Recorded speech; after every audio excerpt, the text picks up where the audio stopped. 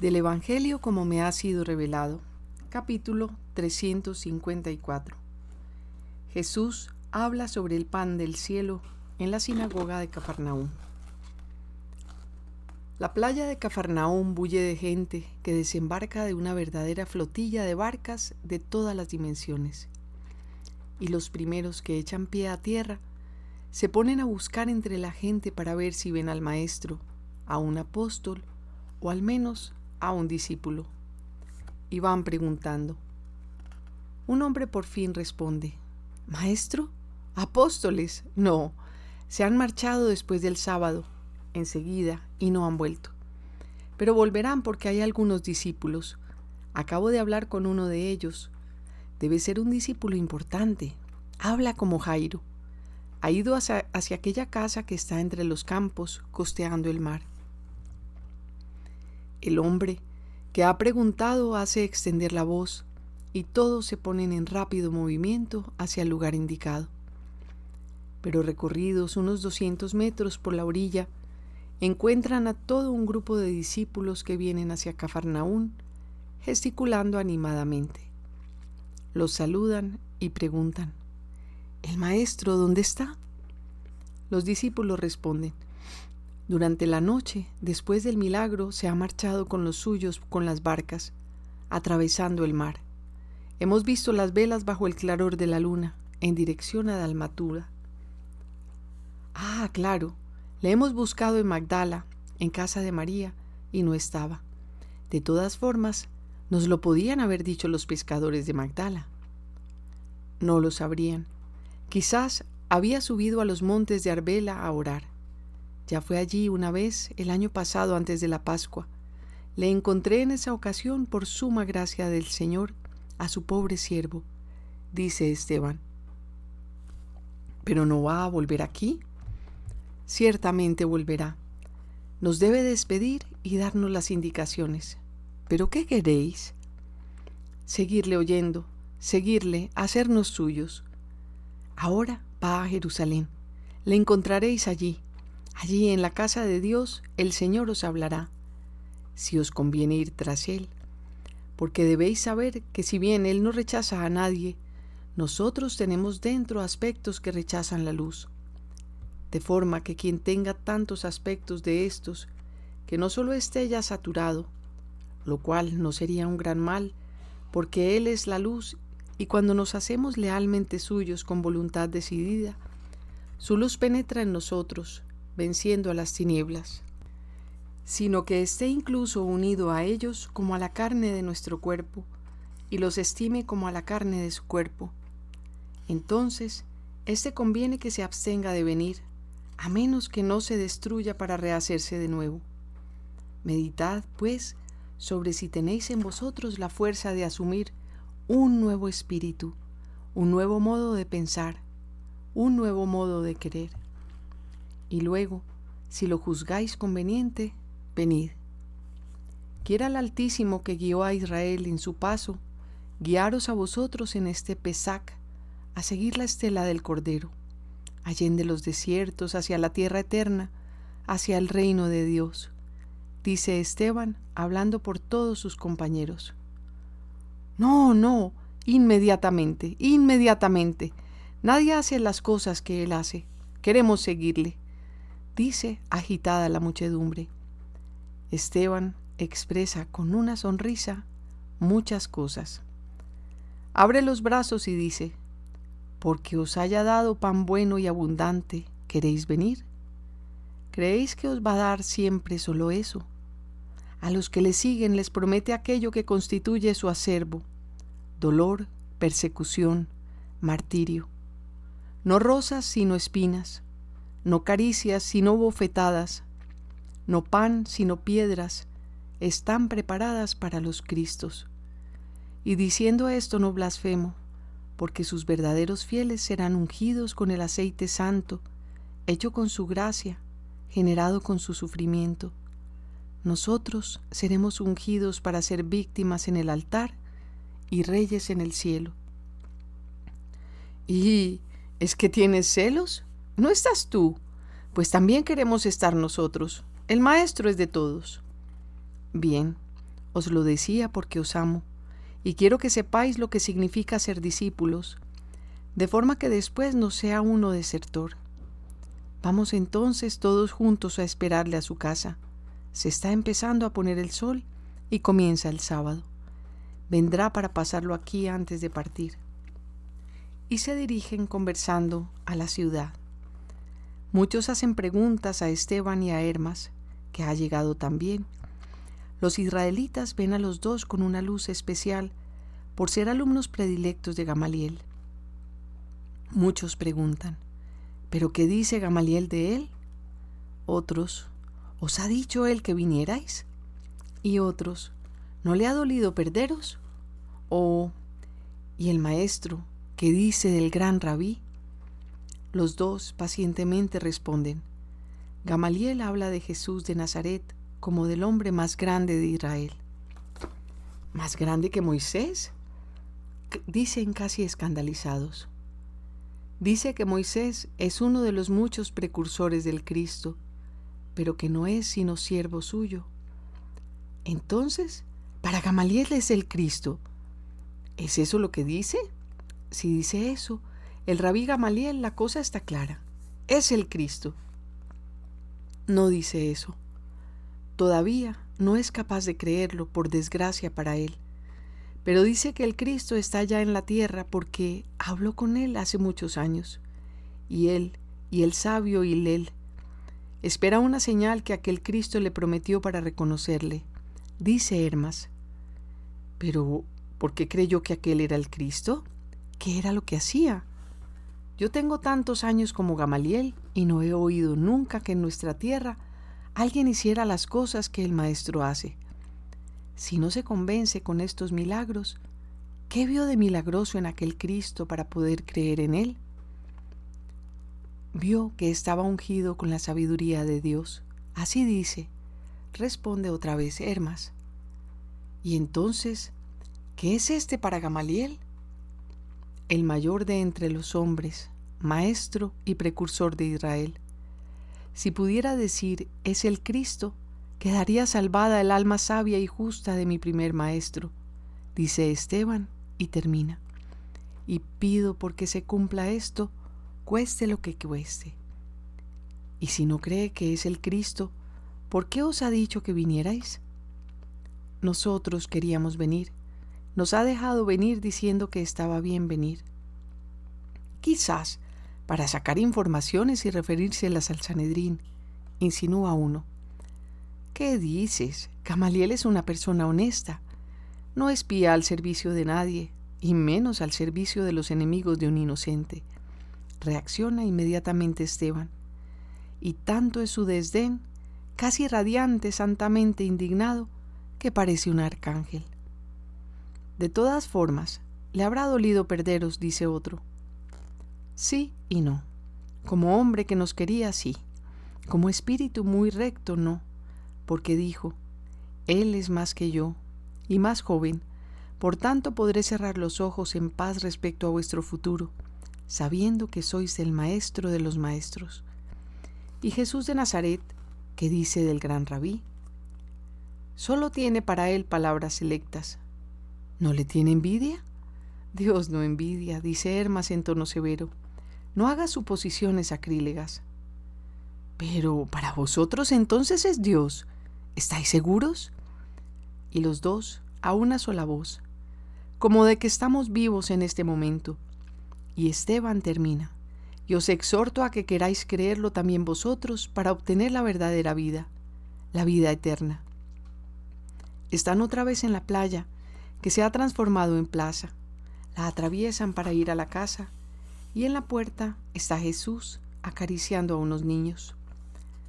Discípulos y curiosos se aglomeran y preguntan, Maestro, ¿cuándo has venido? Hace unos momentos. El rostro de Jesús presenta todavía esa majestuosidad solemne, un poco extática de cuando ha orado mucho. ¿Has estado en oración, maestro? Pregunta Esteban en voz baja, por reverencia, y por el mismo motivo tiene inclinado su cuerpo. Sí. ¿Qué te lo hace pensar, hijo mío? Pregunta Jesús mientras le pone con una dulce caricia la mano sobre su pelo oscuro. Tu rostro de ángel, maestro, yo soy un pobre hombre, pero tu aspecto es tan límpido que en él se leen los latidos y acciones de tu espíritu. También el tuyo es límpido, Esteban. Tú eres uno de esos que permanecen niños. ¿Qué hay en mi rostro, Señor? Ven aparte y te lo digo. Y le toma de la muñeca y le lleva a un pasillo oscuro. Caridad, fe, pureza, generosidad, sabiduría. Te las ha dado Dios y tú las has cultivado y las cultivarás más todavía. En fin, de acuerdo con tu nombre tienes la corona, de oro puro con una gran gema que brilla en la frente. En el oro y en la gema hay 2 palabras grabadas: predestinación y primicia. Sé digno de tu destino, Esteban. Ve en paz con mi bendición. Y le pone nuevamente la mano en el pelo, mientras Esteban se arrodilla para luego inclinarse y besar los pies de Jesús. Vuelven donde los demás. Esta gente ha venido para escucharte, dice Felipe. Aquí no se puede hablar. Vamos a la sinagoga. Jairo se pondrá contento. Jesús delante y detrás el cortejo de los demás se encaminan hacia la bonita sinagoga de Cafarnaún. Jesús es saludado por Jairo y luego entra.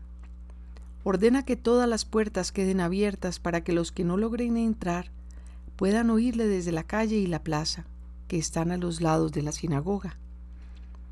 Jesús va a su sitio, en esta sinagoga amiga en que hoy, por buena ventura, no están los fariseos. Quizás se hayan puesto ya en marcha pomposamente hacia Jerusalén. Empieza a hablar. En verdad os digo, me buscáis no por escucharme y por los milagros que habéis visto, sino por el abundante pan que os he dado, gratis, con que saciar vuestra hambre. Las 3/4 partes de vosotros por esto me buscabais, y por curiosidad, viniendo de todas las partes de nuestra patria. Es pues una búsqueda sin espíritu sobrenatural. Domina el espíritu humano con su curiosidad malsana, o al menos de una imperfección infantil, no por ser curiosidad sencilla como la de los niños, sino deficiente cual la inteligencia de un obtuso mental.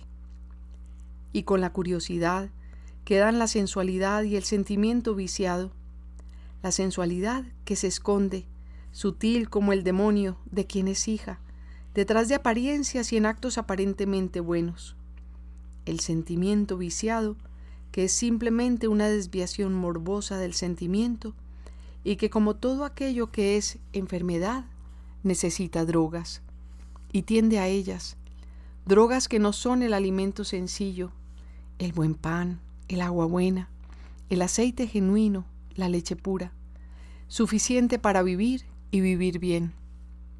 El sentimiento viciado quiere cosas extraordinarias para sentirse impresionado y sentir el estremecimiento placentero, el estremecimiento enfermo de los paralizados, que necesitan drogas para experimentar sensaciones con que creerse aún íntegros y vigorosos. La sensualidad que quiere satisfacer sin esfuerzo la gula, en este caso con el pan no sudado recibido por bondad de Dios. Estos regalos de Dios no son lo habitual, sino lo extraordinario. No se pueden exigir. No se puede uno volver perezoso y decir, Dios me los dará. Está escrito, comerás el pan mojado con el sudor de tu frente, o sea, el pan ganado con el trabajo. Porque si aquel que es misericordia dijo, siento compasión de las turbas que me siguen desde hace 3 días y no tienen ya nada que comer y podrían desfallecer por el camino antes de llegar a Hippo, en la orilla del lago o a Gamala o a otras ciudades, y proveyó a esta necesidad, no quiere ello decir que deba ser seguido por esto. A mí se me ha de seguir por mucho más que por un poco de pan, destinado a estiércol después de la digestión, no por el alimento que llena el vientre, sino por el que nutre al alma, porque no sois solo animales que deben rozar y rumiar, u osar en el plato y engordar. Sois almas. Esto es lo que sois. La carne es la vestidura y el ser es el alma. Es el alma la que perdura. La carne, como todo vestido, se aja y se acaba, y no merece la pena ocuparse de ella, cual si fuera una perfección a la que hubiera que prestar todos los cuidados. Buscad, pues, lo que es oportuno procurarse, no lo que no lo es. Tratad de procuraros no el alimento perecedero, sino el que permanece para la vida eterna. El Hijo del Hombre os dará siempre este alimento cuando lo queráis, porque el Hijo del Hombre tiene a su disposición todo lo que viene de Dios y puede darlo. Él, que es el dueño, magnánimo dueño de los tesoros del Padre Dios, que ha imprimido en él su sello para que los ojos honestos no sean confundidos. Y si tenéis en vosotros el alimento imperecedero, siendo nutridos con el alimento de Dios, podréis hacer obras de Dios. ¿Qué tenemos que rehacer para realizar las obras de Dios? Observamos la ley y los profetas. Por tanto, ya nos nutrimos de Dios y hacemos obras de Dios. Es verdad, observad la ley. Más exactamente, conocéis la ley. Pero conocer no es practicar. Nosotros conocemos, por ejemplo, las leyes de Roma, y no obstante un fiel israelita no las practica, sino en aquellas fórmulas impuestas por su condición de súbdito. Por lo demás, nosotros, hablo de los fieles israelitas, no practicamos las costumbres paganas de los romanos, aunque las conozcamos. La ley que todos vosotros conocéis y los profetas deberían efectivamente nutriros de Dios y daros por tanto capacidad de realizar obras de Dios. Pero para hacer esto, deberían haberse hecho unidad en vosotros, como sucede con el aire que respiráis y el alimento que asimiláis, que se transforman en vida y en sangre. Sin embargo, os son extraños a pesar de estar en vuestra casa, como lo es un objeto de la casa que conocéis y os es útil, pero que si un día faltara no os quitaría la existencia. Mientras que privaos unos minutos de respirar o durante muchos días de comer, a ver qué sucede. Veréis que no podréis vivir, pues así debería sentirse vuestro yo en la desnutrición y asfixia de una ley y unos profetas conocidos, pero no asimilados y hechos unidad con vosotros. Yo he venido a enseñar y dar esto, la savia, el aire de la ley y los profetas, para procurar de nuevo sangre y respiro a vuestras almas agonizantes por inanición y asfixia.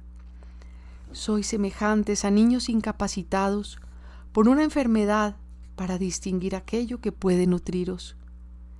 Tenéis ante vosotros mucha abundancia de alimentos, pero no sabéis que deben ser ingeridos para transformarse en algo vital, o sea, que debemos hacerlos verdaderamente nuestros, con una fidelidad pura y generosa a la ley del Señor, que habló a Moisés y a los profetas por todos vosotros. Venir, pues, a mí, para recibir aire y savia de vida eterna es un deber, pero este deber presupone en vosotros una fe, porque si uno no tiene fe, no puede creer en mis palabras, y si uno cree, no viene a decirme, dame el verdadero pan, y si no tiene el verdadero pan, no puede hacer obras de Dios, no teniendo la capacidad de realizarlas. Por tanto, para nutriros de Dios y realizar obras de Dios, es necesario que realicéis la obra base, que es esta: creer en aquel que Dios ha enviado. Bien, pero ¿qué milagros haces para que podamos creer en ti como en el enviado de Dios y para que podamos ver en ti el sello de Dios? ¿Qué es lo que haces tú que ya, aunque de forma menor, no hayan hecho los profetas? Moisés incluso te superó, porque durante 40 años, y no solo alguna que otra vez, nutrió con maravilloso alimento a nuestros padres. Así está escrito, que nuestros padres durante 40 años comieron el maná en el desierto, y está escrito que por eso Moisés, él que podía dárselo, les dio de comer pan bajado del cielo. Estáis en un error. No Moisés, sino el Señor pudo hacer eso. En el Éxodo se lee: Mira, haré llover pan del cielo, que el pueblo salga y recoja la cantidad suficiente cada día. Así probaré si el pueblo camina según mi ley, y que el 6º día recoja el doble, por respeto al 7º día, que es el sábado. Y los hebreos vieron que el desierto se cubría cada mañana de aquella cosa menuda como algo machacado en el mortero, semejante a la escarcha de la tierra, semejante a la semilla de cilantro con agradable sabor, a flor de harina mezclada con miel. Así pues, no fue Moisés, sino Dios quien proporcionó el maná. Dios que todo lo puede, todo, castigar y bendecir, privar de algo y concederlo. Y os digo que de estas dos cosas prefiere siempre bendecir y conceder, antes que castigar o negar. Dios, como dice la sabiduría, por amor a Moisés, de quien el eclesiástico dice que era amado de Dios y de los hombres, de bendita memoria, hecho por Dios semejante en gloria a los santos, grande y terrible para los enemigos, capaz de suscitar prodigios y poner fin a ellos, glorioso delante de los reyes, ministro suyo ante su pueblo, conocedor de la gloria de Dios y de la voz del Altísimo, custodio de los preceptos y de la ley de vida y ciencia. Dios, decía, por amor a Moisés alimentó a su pueblo con el pan de los ángeles. Le dio un pan que bajaba del cielo, ya bien hechito, sin necesidad de trabajo, y que contenía todas las delicias, todas las suavidades de sabor. Y tened bien presente lo que dice la sabiduría. Y como venía del cielo, de Dios, y revelaba su dulzura hacia sus hijos, para cada uno tenía el sabor que cada uno quería, y en cada uno producía los efectos deseados. Era útil tanto al niño con su estómago todavía imperfecto, como al adulto con su apetito y digestión vigorosos, tanto a la niña delicada como al anciano caduco, y también, para testificar que no era obra de hombre, subvirtió las leyes de los elementos, de forma que resistió al fuego, ese misterioso pan que cuando salía el sol se derretía como escarcha. O más exactamente, el fuego, sigue diciendo la sabiduría, olvidó su propia naturaleza por respeto a la obra de Dios, su Creador, y a las necesidades de los justos de Dios, de forma que aquí se hizo suave para hacer el bien a los que confiaban en el Señor. Por eso entonces, transformándose todo, sirvió a la gracia del Señor que a todos sustentaba, según la voluntad de quien oraba al Eterno Padre, para que sus hijos amados aprendieran que no es la reproducción de los frutos lo que alimenta a los hombres, sino que es la palabra del Señor la que conserva a quien cree en Dios. Efectivamente, el fuego no consumió, como habría podido, el suave maná, a pesar de que la llama era alta y viva, mientras que bastaba para derretirlo el suave sol de la mañana, para que los hombres recordaran y aprendieran que deben buscar los dones de Dios desde el principio de la jornada y de la vida, y que para recibirlos es necesario adelantarse a la luz y erguirse para alabar al Eterno desde el rayar del día. Esto les enseñó el maná a los hebreos. Yo os lo recuerdo porque es un deber que permanece y permanecerá hasta el final de los siglos. Buscad al Señor y sus dones celestes sin ser perezosos hasta las postreras horas del día o de la vida. Levantaos para alabarle antes incluso de que lo haga el sol naciente. Alimentaos con su palabra, que conserva, preserva y conduce a la vida verdadera. No fue Moisés el que os dio el pan del cielo, en verdad, fue el Padre Dios el que lo dio. Y ahora, verdad de las verdades, es mi Padre el que os da el verdadero pan, el pan nuevo, el pan eterno que baja del cielo, el pan de misericordia, de vida, el pan que da al mundo la vida, que calma toda hambre y elimina toda flaqueza, el pan que da a quien lo toma la vida eterna y la eterna alegría. Danos, Señor, ese pan, y ya no moriremos. Vosotros moriréis como muere todo hombre, pero si os alimentáis santamente con este pan, resucitaréis para vida eterna, porque hace incorruptible a quien lo come.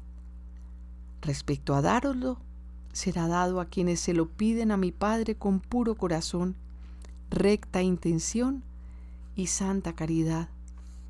Por eso he enseñado a decir, danos el pan cotidiano. Pero los que se nutran indignamente con este pan vendrán a ser un hervidero de gusanos infernales, como los gomor de maná conservados en contra de la orden recibida. Ese pan de salvación y vida se transformará para ellos en muerte y condena, porque el sacrilegio más grande lo cometerán aquellos que pongan ese pan en una mesa espiritual corrompida y fétida, o lo profanen mezclándolo con la sentina de sus incurables pasiones. Más les valdría no haberlo tomado nunca. Pero, ¿dónde está ese pan? ¿Cómo se encuentra? ¿Qué nombre tiene? Yo soy el pan de vida. En mí se halla. Su nombre es Jesús. Quien viene a mí no tendrá ya hambre, y quien cree en mí no tendrá ya sed, porque los ríos celestes verterán sobre él sus aguas y extinguirán toda sed material. Ya os lo he dicho, ya me habéis conocido, y a pesar de todo, no creéis. No podéis creer que todo está en mí, y sin embargo es así. En mí están todos los tesoros de Dios. Todas las cosas de la tierra me han sido dadas, de forma que en mí se reúnen el glorioso cielo y la tierra militante, e incluso está en mí la masa, la que purga y espera de los muertos en gracia de Dios. Porque todo poder está en mí, y a mí me es dado todo poder. Y os digo que todo lo que el Padre me da, vendrá a mí. Y no rechazaré a quien venga a mí, porque he bajado del cielo, no para hacer mi voluntad, sino la de aquel que me ha enviado. Y la voluntad del Padre mío, del Padre que me ha enviado, es esta, que no pierda ni siquiera uno de los que me ha dado, sino que los resucite en el último día. Ahora bien, la voluntad del Padre que me ha enviado es que todo el que conoce al Hijo y cree en Él, tenga la vida eterna, y yo le pueda resucitar en el último día, viéndole nutrido de la fe en mí y signado con mi sello. Se oye no poco rumor en la sinagoga y fuera de ella por las nuevas e intrépidas palabras del Maestro, el cual, tras un momento para recuperar el aliento, vuelve sus ojos centelleantes de arrobamiento hacia el lugar donde más se murmura. Son exactamente los grupos en que hay judíos, y reanuda su discurso. ¿Por qué murmuráis entre vosotros? Sí, yo soy el hijo de María de Nazaret, hija de Joaquín de la estirpe de David, virgen consagrada en el templo, luego de casada con José de Jacob, de la estirpe de David. Muchos de vosotros conocieron a los justos que dieron vida a José, carpintero regio, y a María, virgen heredera de la estirpe regia. Por ello murmuráis. ¿Cómo puede éste decir que ha bajado del cielo? Y surge en vosotros la duda. Os recuerdo a los profetas, sus profecías sobre la encarnación del Verbo. Os recuerdo también cómo, más para nosotros israelitas que para cualquier otro pueblo, es dogmático que aquel que no osamos nombrar no podía darse una carne según las leyes de la humanidad, y de una humanidad, además, caída. El purísimo, el increado, si se ha humillado haciéndose hombre por amor al hombre, no podía sino elegir un seno de virgen más pura que las azucenas para revestir de carne su divinidad. El pan bajado del cielo, en tiempos de Moisés, fue depositado en el arca de oro, cubierta por el propiciatorio, custodiada por los querubines, tras los velos del tabernáculo. Y con el pan estaba la palabra de Dios. Así debía ser, porque debe prestarse sumo respeto a los dones de Dios y a las tablas de su santísima palabra. Pues bien, ¿qué habrá preparado entonces Dios para su misma palabra y para el pan verdadero venido del cielo? Un arca más inviolada y preciosa que el arca de oro, y cubierta con el precioso propiciatorio de su pura voluntad de inmolación, custodiada por los querubines de Dios, velada tras el velo de un candor virginal, de una humildad perfecta, de una caridad sublime, de todas las más santas virtudes. Entonces, ¿no comprendéis todavía que mi paternidad está en el cielo y que por tanto de allí vengo? Sí, yo he bajado del cielo para cumplir el decreto de mi Padre, el decreto de salvación de los hombres, según cuanto prometió en el momento mismo de la condena y repitió a los patriarcas y profetas. Pero esto es fe, y la fe la da Dios a quien tiene una disposición de buena voluntad. Por tanto, nadie puede venir a mí si mi Padre no le trae, viéndole en las tinieblas, pero rectamente deseoso de la luz. Está escrito en los profetas: serán todos adoctrinados por Dios. Está escrito: es Dios quien les enseña a dónde ir para ser instruidos en orden a Dios. Todo aquel, pues, que ha oído en el fondo de su espíritu recto hablar a Dios, ha aprendido del Padre a venir a mí. ¿Y quién puede haber oído a Dios o haber visto su rostro? Preguntan no pocos de los presentes y empiezan a dar señales de irritación y de escándalo. Y terminan: o deliras o eres un iluso. Nadie ha visto a Dios excepto aquel que viene de Dios. Este ha visto al Padre. Este soy yo. Y ahora escuchad el credo de la vida futura, sin el cual ninguno se puede salvar. En verdad os digo que quien cree en mí tiene la vida eterna. En verdad os digo que yo soy el pan de la vida eterna. Vuestros padres comieron en el desierto el maná y murieron, porque el maná era un alimento santo pero temporal, y daba la vida en la medida necesitada para llegar a la tierra prometida por Dios a su pueblo. Mas el maná que yo soy no tendrá límites ni de tiempo ni de poder. No solo es celeste, es divino, produce aquello que es divino, la incorruptibilidad, la inmortalidad de cuanto Dios ha creado a su imagen y semejanza. Este maná no durará solo 40 días, 40 meses, 40 años, 40 siglos. Durará mientras dure el tiempo y será dado a todos aquellos que tengan hambre de él, hambre santa y grata al Señor, que exultará dándose sin medida a los hombres por quienes se ha encarnado, para que tengan la vida que no muere. Yo puedo transubstanciarme por amor a los hombres, para que el pan sea carne y la carne sea pan, para saciar el hambre espiritual de los hombres que sin este alimento morirían de hambre y enfermedades espirituales. Pero el que coma de este pan con justicia vivirá eternamente. El pan que yo daré será mi carne inmolada para la vida del mundo, será mi amor distribuido en las casas de Dios, para que a la mesa del Señor se acerquen todos los que aman o son infelices y encuentren la satisfacción de su necesidad de unirse con Dios o de sentir aliviada su pena. Pero, ¿cómo puedes darnos de comer tu carne? ¿Por quién nos ha tomado? ¿Por fieras sanguinarias? ¿Por salvajes? ¿Por homicidas? Nos repugna la sangre y el delito.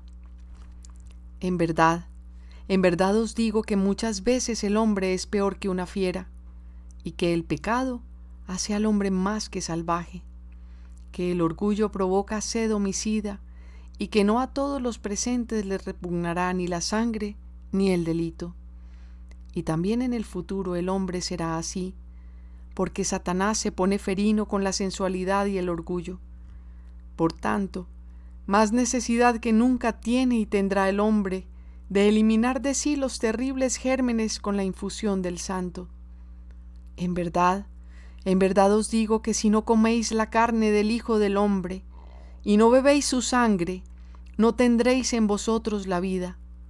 Quien come dignamente mi carne y bebe mi sangre, tiene la vida eterna, y yo le resucitaré en el último día. Porque mi carne es verdaderamente comida, y mi sangre es verdaderamente bebida. El que come mi carne y bebe mi sangre permanece en mí y yo en él. Como el Padre que vive me envió, y yo vivo por el Padre, así el que me come vivirá por mí e irá donde le envíe, y hará lo que yo deseo. Vivirá austero como hombre, ardiente como serafín. Será santo porque para poder nutrirse de mi carne y de mi sangre, se prohibirá a sí mismo los pecados y vivirá ascendiendo para acabar su ascensión a los pies del Eterno. Pero éste está desquiciado. ¿Quién puede vivir así? En nuestra religión solo el sacerdote debe ser purificado para ofrecer la víctima. Aquí él quiere hacer que cada uno de nosotros sea una víctima de su demencia. Esta doctrina es demasiado penosa y este lenguaje es demasiado duro. ¿Quién puede escuchar esto y practicarlo? Murmuran los presentes, y muchos son de los ya reputados discípulos. La gente desaloja el lugar haciendo comentarios, y muy mermadas aparecen las filas de los discípulos cuando se quedan solos en la sinagoga, el maestro y los más fieles. No los cuento, pero digo que a ojo de buen cubero no sé si llegarán a 100. Es decir, que la defección ha debido ser abundante incluso en las filas de los antiguos discípulos que ya estaban al servicio de Dios. Entre los que quedan están los apóstoles, el sacerdote Juan y el escriba Juan, Esteban, Hermas, Timoneo, Hermasteo, Ágapo, José, Salomón, Abel de Belén de Galilea y Abel el que fue leproso de Corazín, con su amigo Samuel, Elías, el que dejó de enterrar a su padre por seguir a Jesús, Felipe de Arbela, Aser de Ismael de Nazaret, otros que no conozco de nombre. Todos estos hablan en voz baja entre sí, comentando la defección de los otros y las palabras de Jesús, que está pensativo con los brazos cruzados y apoyado en un alto ambón. ¿Y os escandalizáis de lo que he dicho? ¿Y si os dijera que veréis un día al Hijo del Hombre subir al cielo a donde estaba antes y sentarse al lado del Padre? ¿Qué habéis entendido, absorbido, creído hasta ahora? ¿Con qué habéis escuchado y asimilado? ¿Solo con vuestra humanidad? Es el Espíritu lo que vivifica y tiene valor. La carne nada aprovecha. Mis palabras son espíritu y vida. Hay que oírlas y comprenderlas con el Espíritu para que den vida. Pero muchos de vosotros tienen muerto el Espíritu porque no tienen fe. Muchos de vosotros no creen con verdad. Inútilmente permanecen conmigo. No recibirán vida sino muerte, porque están, como he dicho al principio, o por curiosidad, o por humano gusto, o peor, con fines todavía más indignos. No los trae el Padre como premio a su buena voluntad, sino Satanás. En verdad, ninguno puede venir a mí si no le es concedido por mi Padre. Marchaos, sí, vosotros que permanecéis a duras penas porque humanamente os avergonzáis de abandonarme, pero sentís más vergüenza aún de estar al servicio de uno que os parece loco y duro. Marchaos, mejor lejos que aquí para perjudicar. Y muchos otros se separan del grupo de los discípulos, entre ellos el escriba Juan y Marcos, el geraseno endemoniado que había sido curado, mandando los demonios a los cerdos. Los discípulos buenos se consultan y corren tras estos renegados tratando de pararlos. En la sinagoga están ahora Jesús, el arquisinagogo y los apóstoles. Jesús se vuelve a los 12, que apesadumbrados están en un rincón, y dice: ¿Queréis marcharos también vosotros? Lo dice sin acritud, sin tristeza, pero sí con mucha seriedad. Pedro con ímpetu doloroso le dice: Señor, ¿y a dónde quieres que vayamos? ¿Con quién? Tú eres nuestra vida y nuestro amor. Solo tú tienes palabras de vida eterna. Nosotros hemos conocido que eres el Cristo, el Hijo de Dios. Si quieres, recházanos. Pero nosotros, por nosotros no te dejaremos, ni aunque dejaras de amarnos. Y Pedro llora, quedo, con grandes lagrimones. También Andrés, Juan, los 2 hijos de Alfeo, lloran abiertamente. Los otros, pálidos o rojos por la emoción, no lloran, pero sufren visiblemente. ¿Por qué habría de rechazaros? ¿No os he elegido yo a vosotros 12? Jairo, prudentemente, se ha retirado para dejar a Jesús que conforte o reprenda a sus apóstoles.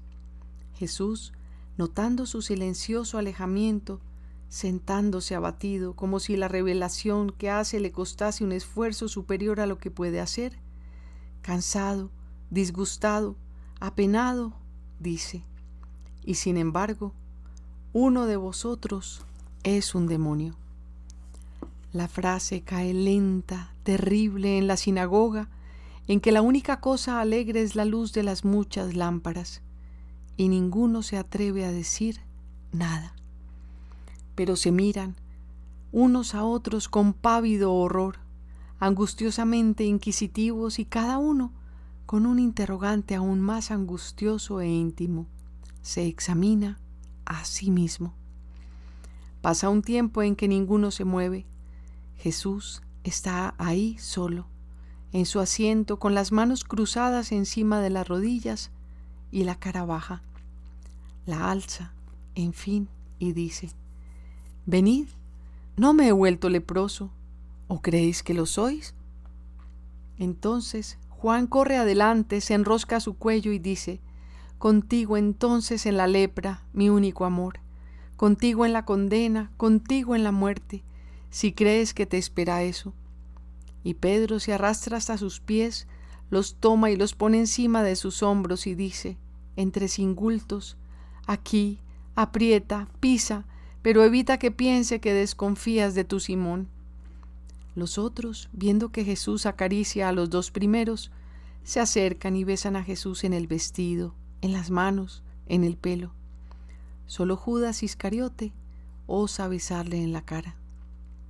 Jesús se levanta de repente y su reacción es tan improvisa que casi le aparta bruscamente y dice: Vamos a casa.